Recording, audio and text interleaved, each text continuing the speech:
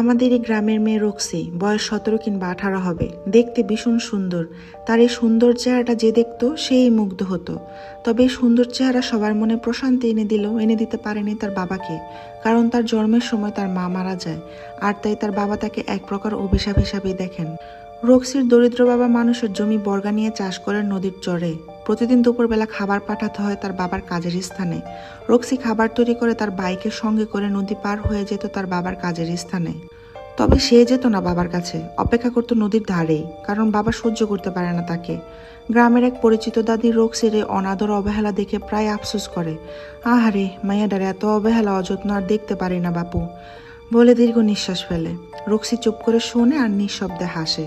চুপচাপ রক্সির প্রায় সময় কি যেন হয়, মাঝে মাঝে একা মনে আয়নার সামনে দাঁড়িয়ে হাসে, কাঁদে, সাজে, যেন সাক্ষাৎ পদ্মবতী।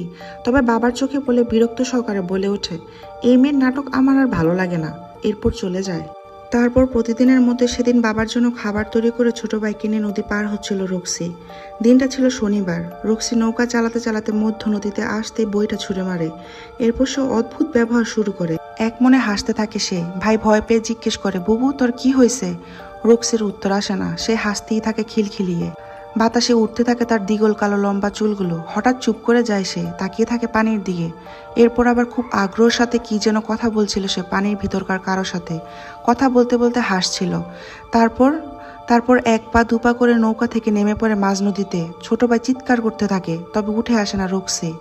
এরপর ছোট ভাই কোনোভাবে নদী পার হয়ে চড়ে তার বাবার কাছে যেয়ে জানায় ঘটনা। তার বাবা অনেক মানুষ নিয়ে এসে খোঁজাখুঁজি করে রক্সিকে। তবে দীর্ঘ সময় সেখানে খোঁজাখুঁজি করেও দেখা পাওয়া যায় না রক্সির। আজও কেউ শনিবার দুপুরে সে নদীর মাঝখান দিয়ে নৌকা চালিয়ে গেলে মাঝে মাঝে দেখতে পায় রক্সির অদ্ভুত হাসি মাখা মুখ। নৌকার অপর প্রান্তে বসে উড়ন্ত খোলা চুলে অদ্ভুত সুন্দরী রক্সি হাসতেই থাকে এক মনে।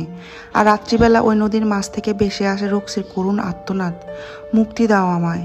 জেলেরা বহুবার শুনেছে রক্সির এই ভয়ঙ্কর আর্তনাদ। প্রতিবারের জন্য প্রাণ নিয়ে ছুটে পালিয়েছে বাড়ির দিকে তারা। যদিও আজ অব্দি কারো ক্ষতি হয়নি রক্সির দ্বারা। গ্রামের অনেকে বিশ্বাস করে মেয়েটিকে কোনো খারাপ আত্মা নদীতে মেরে ফেলেছে। তবে কেন সেই মৃত্যু আজও তা অজানা।